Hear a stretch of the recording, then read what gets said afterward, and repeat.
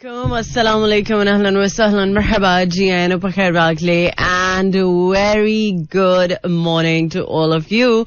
Well, Janab, this is me, none other than Chubby and Crispy, live and loud. Horiyanari Aisha Malik आपके साथ, आपका हमारा साथ रहता है every Monday to Saturday, सुबह 11 बजे से लेकर दोपहर 1 बजे तक, and the show is called Talk of the Town. So today is Wednesday और 11:11 on the dial और 22 तारीख हो चुकी है फरवरी की और शाबान की आज पहली तारीख. So उम्मीद है कि आज के दिन का स्टार्ट आपने अच्छे से किया होगा और आज के दिन के हवाले से अगर कोई खास प्लान्स हैं तो उसके लिए बहुत सारी बेस्ट विशेस. और अगर आज आपकी बर्थडे है, वेडिंग एनिवर्सरी है तो बहुत बहुत बहुत मुबारक हो. और उम्मीद है कि वो लोग जो आज के दिन के हवाले से एक्साइटेड हैं या आज के दिन के हवाले से कुछ खास करने जा रहे हैं, सो उम्मीद है कि जैसा आप सोच रहे हैं वैसा ही हो. क्योंकि कभी कभी ऐसा होता है कि हम जैसी सोच लेते हैं वैसा समटाइम्स रिजल्ट हमें नजर नहीं आता. कभी हमें उस चीज के एक्सपीरियंस से गुजरना होता है और कभी कुछ चीजें हमारे हक में बेहतर नहीं होती. तो इस तरह की सिचुएशन क्रिएट हो जाती है. बाय द वे, कौन कौन है जो मेरा एफएम के यूट्यूब चैनल को सब्सक्राइब कर चुका है और हमारे जितने भी शोज जो अपलोड होते हैं डेली बेसिस पर, सो उनको देख रहा है, फीडबैक दे रहा है. सो जो इस वक्त हाथ उठा रहे हैं कि भाई वो इसमें बहुत एक्टिव हैं, तो चलें, थैंक यू सो मच. और वो लोग जो इस वक्त मेरा रेडियो शो सुन और सिर्फ सुनते ही नहीं हैं बल्कि बहुत सारी चीजें शो में से पिक भी कर लेते हैं जो उनको लगता है कि उनके काम की हैं. सो चले, ये भी मेरा ख्याल है कि मेरी ड्यूटी का हिस्सा है. अगर आपको कोई एक चीज या एक बात क्लिक होती है और आपको लगता है वो आपके लिए है तो डेफिनेटली वो सब आप ही के लिए है. बाय द वे, प्रोग्राम को स्टार्ट करने जा रही हूँ कुछ जबरदस्त से म्यूजिक के साथ और सिर्फ म्यूजिक ही नहीं बल्कि कुछ जबरदस्त अपडेट्स भी आपके साथ शेयर होती रहेंगी थ्रू आउट द शो. और आज के दिन के हवाले से क्या कुछ अहम अपडेट्स हैं जो आपके साथ मैं शेयर करती रहूंगी थ्रू आउट द शो, उनके बारे में बात करेंगे बट इस जबरदस्त सी म्यूजिकल ब्रेक के बाद.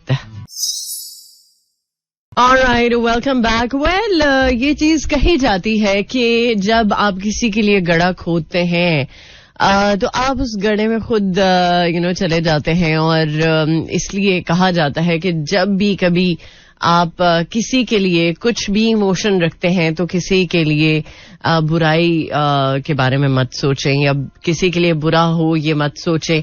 अब जैसे पाकिस्तान को ब्लैक लिस्ट कराने की ख्वाहिश में इंडिया जो है वो बहुत ही ज्यादा कोशिशें कर रहा था, बट अब वो खुद इसी लपेट में शायद आ जाए और उसे इस चीज का एहसास हो कि उसने ये कोशिश पाकिस्तान के लिए की थी तो मे बी वो खुद ब्लैक लिस्ट हो जाए. सो लेट्स सी भारत के बारे में क्या फैसला होता है, ये तो अभी आगे चल के डिटेल में बात करते हैं. और पाकिस्तानी अमरीकी डॉक्टर्स ने तुर्किया जलजला मुतासिरीन के लिए $3.5 लाख जमा कर लिए हैं. ओके, वैसे अगर देखा जाए तो पूरी दुनिया को इस वक्त तुर्किया का जो एक जलजले की सूरत हाल है उसमें हमें हर तरह से उनके साथ खड़े होने की जरूरत है. और कभी भी पाकिस्तान पर जब बुरा वक्त आया है तो नो डाउट तुर्की ने हमेशा आगे बढ़ के हमारा हाथ पकड़ा है. और उम्मीद है कि हमारी तरफ से, इस मुल्क की तरफ से भी तुर्की के लिए जो भी इमदाद की जा सकती होगी उसको मेक श्योर किया जाएगा. सो चूंकि आपको पता है शाबान का मंथ स्टार्ट हो चुका है और रमजान की ऑलमोस्ट आमद है. बस एक ही महीना बाकी है रमजानुल मुबारक में. सो जैसे ही रमजानुल मुबारक का महीना आता है, बजाय ये कि लोग इसमें सवाब कमाए, बरकतें समेटे, लोग क्या करते हैं कि इस महीने में हर वो चीज क्रिएट करने की कोशिश करते हैं कि जिससे दूसरों को परेशानी हो. जैसे कि अगर महंगाई की बात है तो महंगाई का आलम बहुत ही ज्यादा हम देखते हैं कि शायद कोई भी इंसान फिर खाने पीने की जो आम अशिया हैं, जो एक बेसिक जरूरतें हैं, उनको खरीदते हुए भी घबराता है. सो चाहिए तो ये कि महंगाई कम से कम 1 महीने के लिए कम हो और मार्केट्स में जो चीजें हैं, फरोख्त के लिए जो चीजें आती हैं, खाने पीने की जो अशिया हैं, उन पर ऑफ लगे और कुछ एडवांटेज हो लोगों को, ताकि नेकी भी कमाई जा सके और लोगों के लिए आसानी भी पैदा की जा सके और लोग रमजानुल मुबारक में अच्छे तरीके से लुत्फ उठा सके इबादत का भी और कुछ जो एहतमाम होता है. ठीक है, खाने पीने का तो ये महीना नहीं है, बट जब इंसान फास्ट करता है तो उसका दिल चाहता है कि कुछ अलग तरह का खाना हो, अलग तरह के पकवान हो, दस्तरखान की खूबसूरती हो.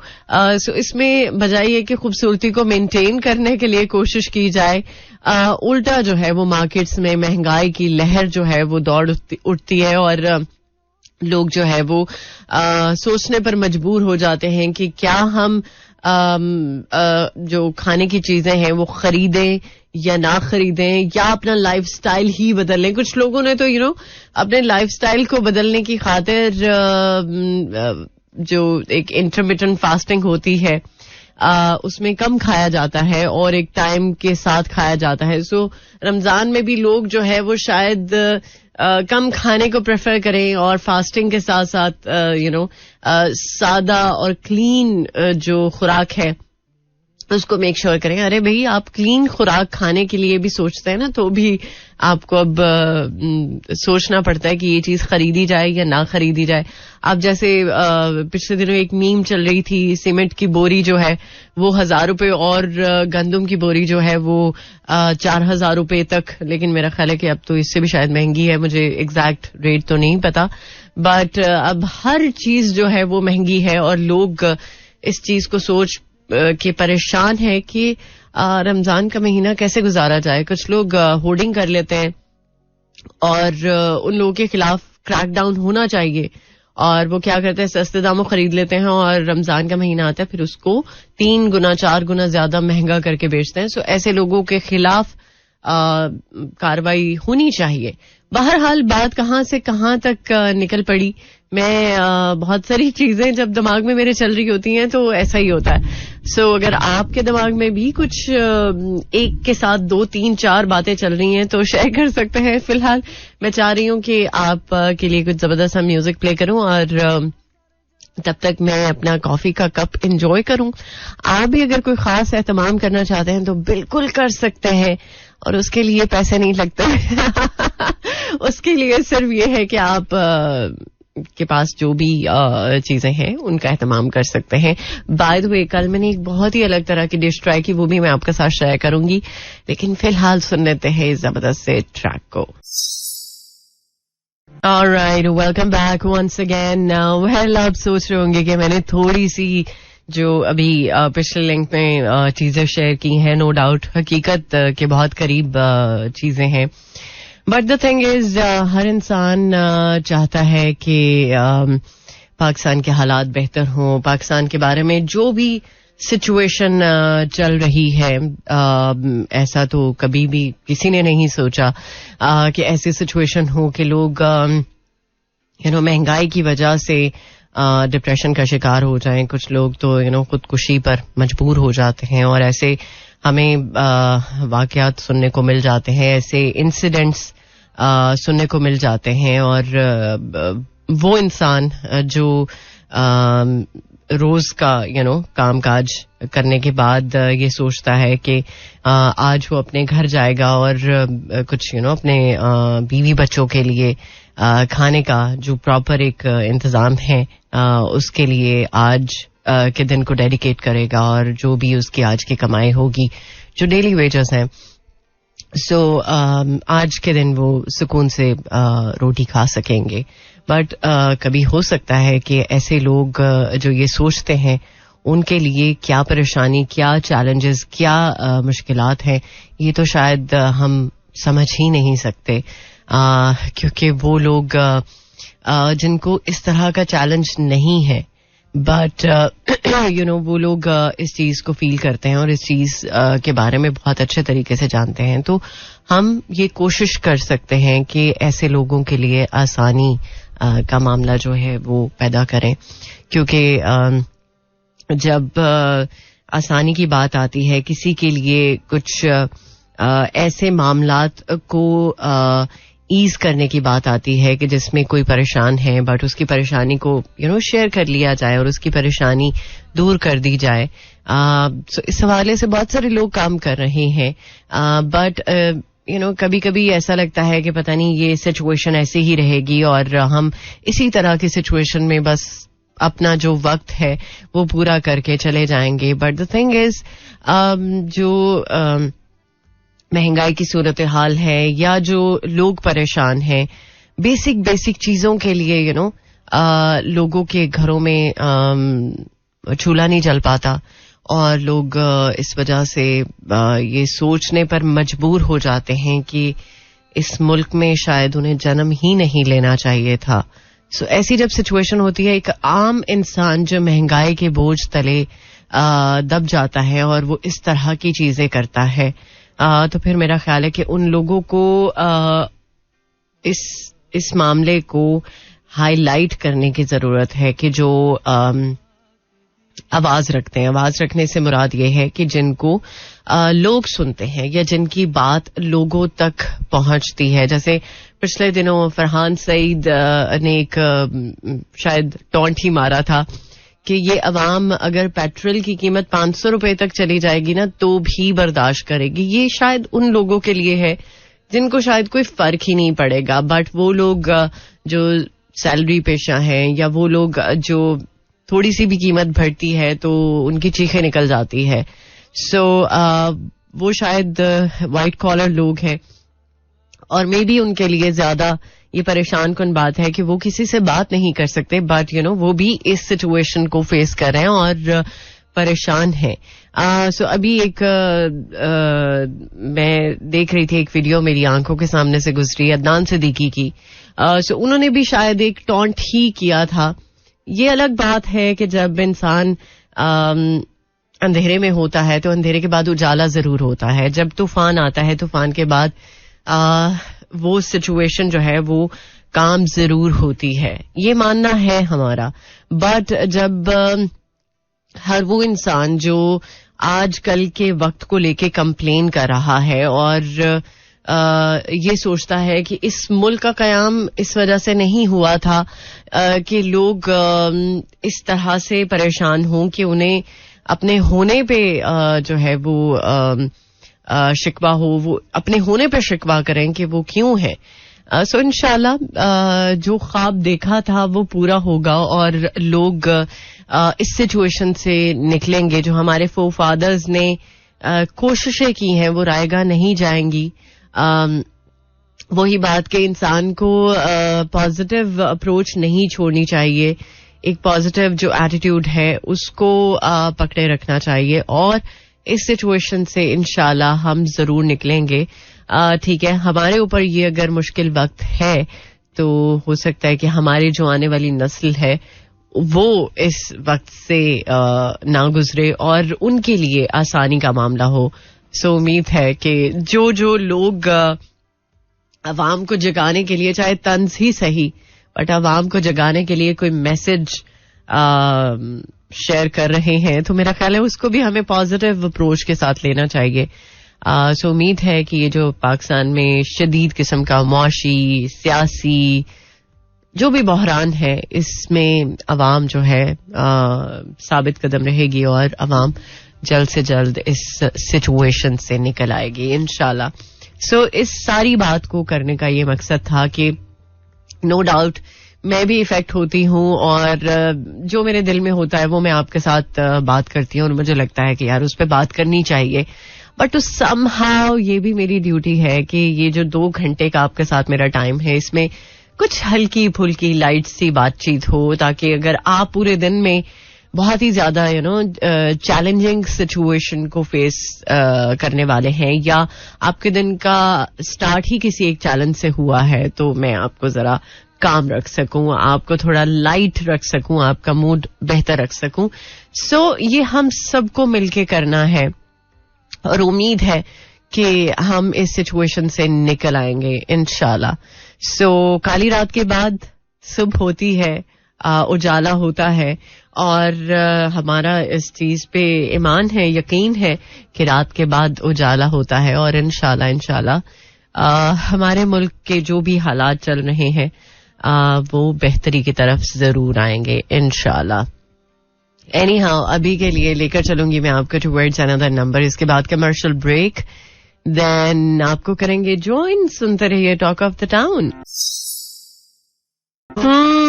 मेरी जिंदगी है तू. और कुछ लोग वाकई में आपकी जिंदगी में इस कदर अहम हो जाते हैं या आप उनके साथ इस तरह का कनेक्शन बना लेते हैं कि आपको लगता है कि यार उनके बगैर आपका गुजारा नहीं है, या शायद वो आपके लिए बहुत अहम बन जाते हैं. उनके साथ रहने से आपकी जिंदगी खूबसूरत होने के साथ साथ आसान भी हो जाती है. सो कभी कभी ऐसा होता है कि हम किसी के लिए ऐसा सोच लेते हैं बट एक्चुअली वो इंसान वैसा जब नहीं निकलता तो फिर थोड़ी सी मायूसी भी होती है, अफसोस भी होता है. लेकिन इट्स पार्ट ऑफ लाइफ. जिंदगी में उतार चढ़ाव आते हैं. जरूरी नहीं कि जैसा हम सोचते हैं वैसा ही हो, या जरूरी नहीं कि वो इंसान जिसको हम बहुत वैल्यू करते हैं वो भी उतना ही रिटर्न में दे. गिव एंड टेक वैसे चलता है, लेकिन ये भी एक थ्योरी है कि आप जब किसी से मोहब्बत करते हैं, किसी के साथ आपको प्यार होता है या किसी के साथ आप जब जुड़ते हैं तो उससे शायद उस तरह की एक्सपेक्टेशंस रखना जिस तरह से आप कर रहे हैं वो भी ज्यादती है. मतलब कैसे ज्यादती है यार? आप प्यार के बदले में प्यार नहीं मांगेंगे. प्यार के बदले में आप चाहेंगे कि अगर आप किसी के साथ जुड़े हैं, किसी को आप बहुत ज्यादा दे रहे हैं, किसी के लिए अपना टाइम, अपनी एनर्जीज हर तरह से डेडिकेट कर रहे हैं, तो अगर वो इंसान रिटर्न में उतना ना सही बट उस चीज को अप्रिशिएट करते हुए आप के साथ हो तो शायद वो चीज बैलेंस हो जाती है. लेकिन कुछ लोग इस फिलॉसफी को नहीं मानते. कुछ लोग कहते हैं कि जब प्यार होता है तो उसमें फिर हर चीज से इंसान लाताल्लुक हो जाता है. ये शायद पता नहीं ड्रामों की बातें हैं, फिल्मों की बातें हैं. मेरी समझ से ये बात बिल्कुल बाहर रहती है. हमेशा मुझे लगता है कि जब प्यार है तो फिर उसका रिटर्न भी प्यार की सूरत में मिलना चाहिए, ना कि ये कि प्यार कर लिया तो यार क्या बड़ा काम किया. मतलब ठीक है आपने अपनी मर्जी से किया but at the same time कुछ लोग ये समझते हैं कि नहीं उसका रिटर्न मिलना चाहिए, जैसे मैं सोचती हूँ. एनी हाउ अब मैं शोएब अख्तर की एक स्टेटमेंट के बारे में बात करना चाहूंगी. नो डाउट आपको पता है कि शोएब अख्तर ने पाकिस्तान के लिए बहुत ही अच्छे तरीके से खेला और उन जैसा प्लेयर शायद बहुत बहुत रेयर पाकिस्तान क्रिकेट टीम को मिले. लेकिन उनके घुटनों की सूरत हाल तो सबको ही पता है कि उनकी जो बॉलिंग स्पीड है उसकी वजह से उनके घुटने जिस तरह से इंजर्ड रहे या डिस्टर्ब रहे. सो इस पर उन्होंने एक चीज शेयर की और उन्होंने ये कहा कि T20 वर्ल्ड कप में अगर शाहीन आफरीदी इंजरी के बावजूद इंग्लैंड के खिलाफ अपना अगर स्पेल पूरा करते तो वो शायद सुपरस्टार बन जाते. और उन्होंने ये कहा कि अगर ये मौका उनके पास आता तो वो पाकिस्तान के लिए अपनी जान भी कुर्बान कर देते. घुटना टूट जाता तो क्या हुआ, मतलब वो कोशिश करते कि वो स्पेल अधूरा ना छोड़ते और उस मोमेंट को अपने लिए यादगार बनाते.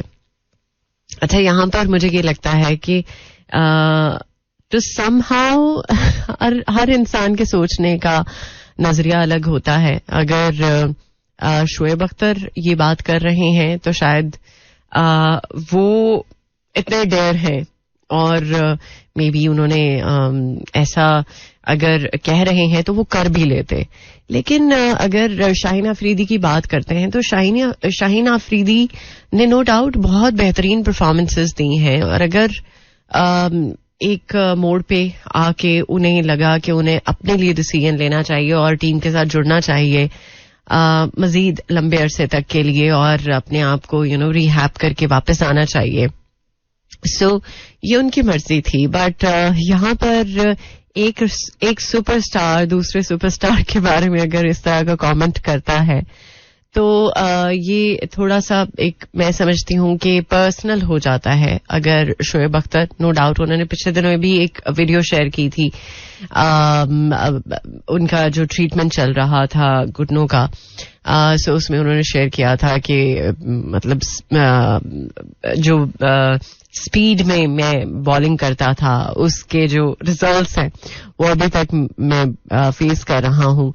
मेरा ख्याल है कि वो उनकी चॉइस थी और उनकी मर्जी थी और नो डाउट उन्होंने सुपरस्टार मेगा स्टार होने का सबूत भी दिया है. लेकिन यहाँ पर अगर शाहीन आफरीदी के बारे में वो ये कह रहे हैं तो ये उनकी चॉइस थी. उन्हें ये पूरा राइट है कि वो अपनी गेम को लेके या अपने काम के जो भी एक डिसीजन लेना चाहते हैं तो वो ले सकते हैं. सो यहाँ पर मेरा ख्याल है कि उनको थोड़ी सी लिवरेज होनी चाहिए.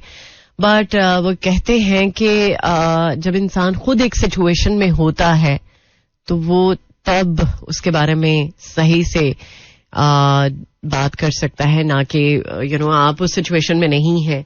बट आप अगर एक बात कर रहे हैं तो चलें, ठीक है, ये आपका अपना मैटर है.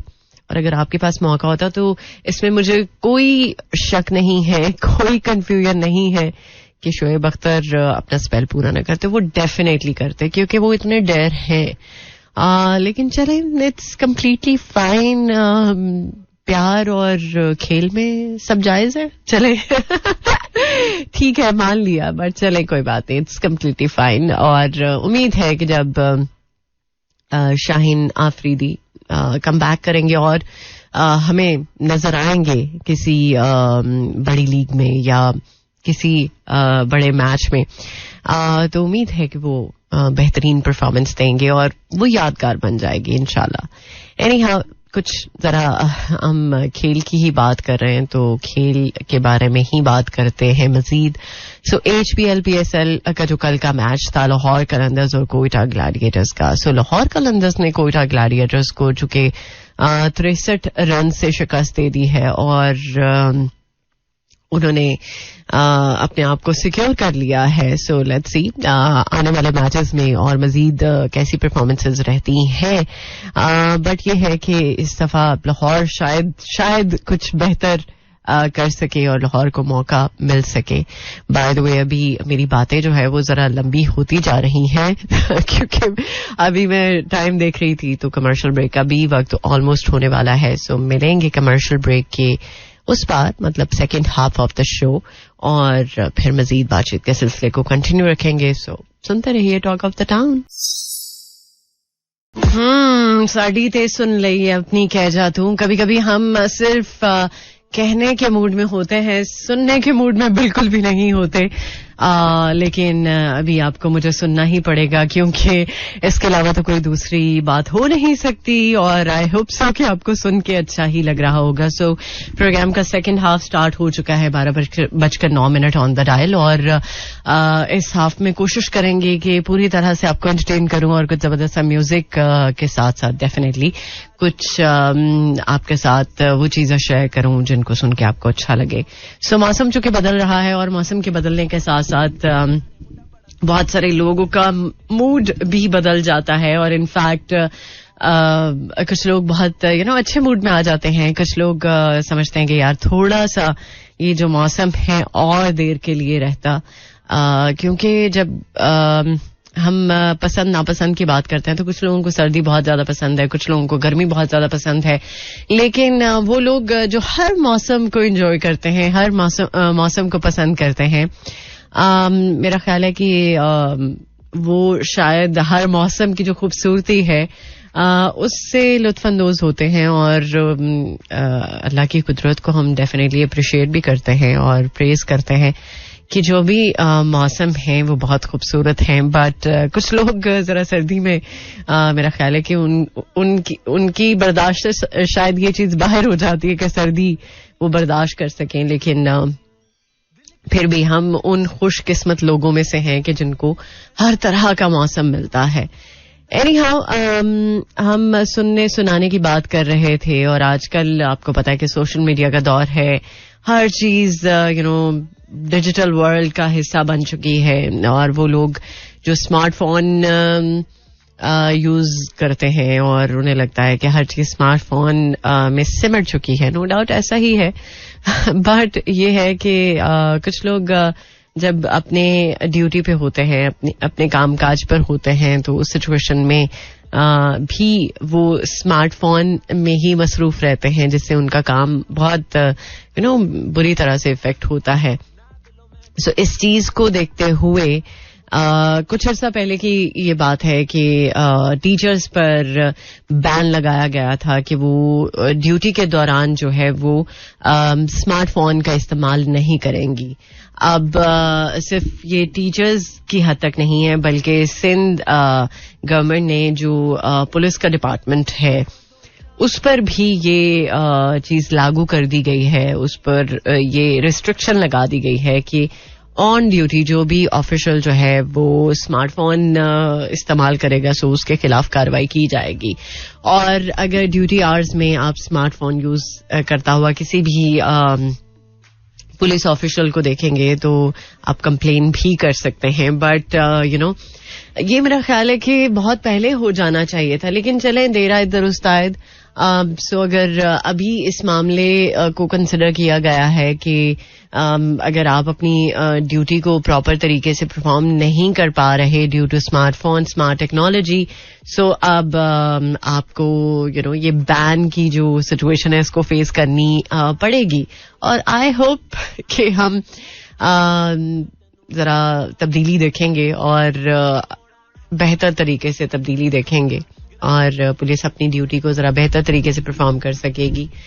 I hope so. अच्छा, एक चीज मुझे बहुत शिद्दत से फील हो रही थी और वो अब चूंकि पुलिस की बात हुई है तो ये मैं बात करना चाहूंगी. स्पेशली ट्रैफिक पुलिस जो कि बहुत ही चाहे बारिश हो, गर्मी हो, सर्दी हो, धुंध हो, कैसा मर्जी क्यों ना मौसम हो, बट ये लोग अपनी ड्यूटी बहुत ऐसे तरीके से अंजाम देते हैं. लेकिन कभी कभी ऐसा होता है कि जब ट्रैफिक सिग्नल्स काम नहीं कर रहे सो वहां पर ट्रैफिक पुलिस का होना बहुत ज्यादा जरूरी है, क्योंकि आवाम तो बस मौका चाहती है और जब उसको मौका मिलता है कि वो ट्रैफिक रूल्स की वायलेशन कर सकती है.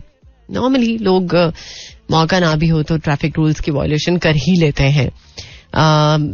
शायद उन्हें लगता है कि ट्रैफिक रूल्स बने ही इसलिए हैं कि उनको तोड़ा जाए. सो जब ट्रैफिक सिग्नल्स काम नहीं कर रहे होते और इस वक्त मुझे ट्रैफिक पुलिस को एड्रेस करना है कि प्लीज वहां पर कम से कम ट्रैफिक पुलिस ऑन ड्यूटी होनी चाहिए, ताकि वो जो एक सिचुएशन क्रिएट हो जाती है उस सिचुएशन में कि जब ट्रैफिक सिग्नल्स काम नहीं कर रहे होते सो उसको कंट्रोल किया जा सके और लोगों के लिए आसानी का मामला जो है वो मेक श्योर किया जाए.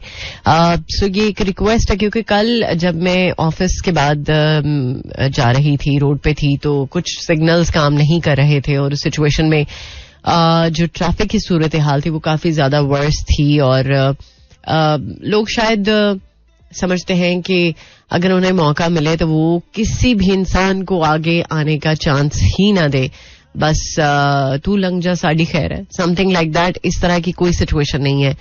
असी लंघ जाए साड़ी खैर है. शायद ये बात मेरा ख्याल इम्प्लीमेंट होती है, लेकिन प्लीज आप सब लोगों से भी रिक्वेस्ट है, जो लोग इस वक्त रोड पे हैं, प्लीज इस चीज का ख्याल रखें. और अगर ट्रैफिक सिग्नल काम नहीं कर रहे तो उस सिचुएशन में ये मत कीजिए कि आप अगर गुजर रहे हैं तो आपकी जान को खतरा हो या किसी की जान को खतरा हो.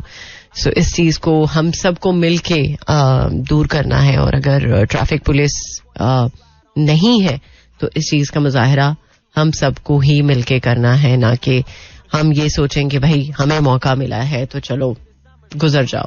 सो इस सिचुएशन को मैं ऑन एंड ऑफ फेस करती हूँ, बट जब मुझे लगता है मैं आपसे बात भी करती हूँ. सो आई होप कि आप रोड पे निकलते हुए कम से कम इतनी सेंस जरूर दिखाते हैं कि आप ही नहीं है रोड पे, और भी लोग हैं. सो बाय द वे अभी कमर्शियल ब्रेक है. कमर्शियल ब्रेक के बाद करेंगे आपको ज्वाइन और कुछ मजीद बातचीत के सिलसिले को मेक श्योर करते रहेंगे through out the show.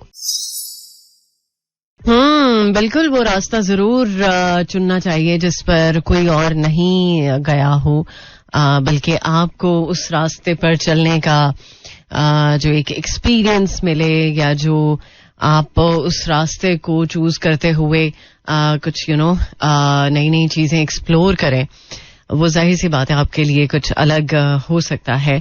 By the way एक चीज जो मैंने कल के प्रोग्राम में शेयर की थी, वो लोग जो ऑनलाइन बिजनेस करते हैं, सो वो यूरोप जा सकते हैं और अपनी फैमिली के साथ शिफ्ट हो सकते हैं. बट उसके लिए कुछ क्राइटेरिया था, मैंने आपके साथ शेयर किया था. लेकिन अभी एक रिसेंट रिपोर्ट मैं देख रही थी और उसमें पाकिस्तान, इंडिया और जो फिलिपिनो वर्कर्स हैं उनके बारे में ये चीज कही जा रही थी कि जो मोस्ट डिमांड में है कंट्रीज, वो है इंडिया, पाकिस्तान और फिलिपीन के जो लोग हैं वो स्पेशली इस हवाले से बहुत ज्यादा बेहतरीन तरीके से कंसिडर होते हैं कि इनको एशिया पैसिफिक रीजन में हायर करना ज्यादा बेहतर समझा जाता है, ना कि किसी और कंट्री के वर्कर को. सो ये तो मतलब बहुत अमेजिंग बात होगी. मतलब इससे ये साबित होता है कि पाकिस्तानी जो है वो अगर बाहर जाते हैं तो वो पाकिस्तान में जितनी मेहनत कर रहे होते हैं उससे दोगुनी शायद ज्यादा ही मेहनत करते हैं.